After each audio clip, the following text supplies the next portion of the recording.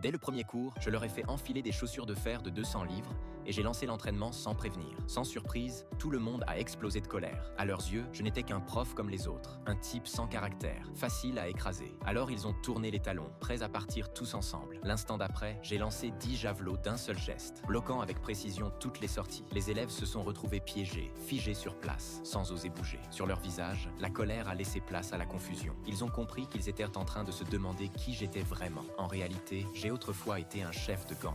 Si je suis venu enseigner dans ce simple lycée sportif, c'est uniquement pour honorer la dernière volonté de mon mentor. Quand le proviseur a découvert mon passé, il avait même prévu une cérémonie d'accueil grandiose. Je n'y ai pas jeté un regard. Je suis allé directement sur le terrain. Après avoir observé les exercices des élèves, j'ai élaboré un plan en quelques secondes. Puis j'ai rassemblé tout le monde et me suis présenté brièvement. Juste après, je les ai insultés publiquement. Vous n'êtes qu'un tas de bons à rien. Cette phrase a instantanément mis le feu à la foule. Un membre du comité sportif s'est levé sur le champ et m'a défié sur un 100 mètres. Il voulait utiliser son avantage de vitesse pour m'obliger à reculer devant tout le monde. Au coup de pistolet, il est parti comme une flèche. Il s'est retourné et m'a vu encore sur la ligne de départ, en train de m'échauffer. Il était convaincu que j'avais abandonné. Mais au moment où il allait franchir la ligne d'arrivée, une ombre noire l'a dépassé. Avant même qu'il ne réagisse, j'étais déjà immobile sur la ligne d'arrivée. Si j'ai fait ça, c'était pour briser complètement leur confiance aveugle. Le stade entier est tombé dans un silence total. C'est alors que je leur ai dit que s'ils m'écoutaient, je pouvais les transformer en véritables combattants. Après ça, j'ai sorti un équipement d'entraînement à l'apparence étrange et j'ai annoncé qu'à partir de maintenant, chaque séance se ferait avec cet équipement. Le lendemain, le proviseur est venu inspecter avec les dirigeants de l'école. En voyant les élèves faire la lessive et gonfler des ballons, ils ont immédiatement déclaré que ces méthodes étaient absurdes. Je comprenais leurs doutes. Alors j'ai fait une promesse publique. Si, lors des compétitions interscolaires,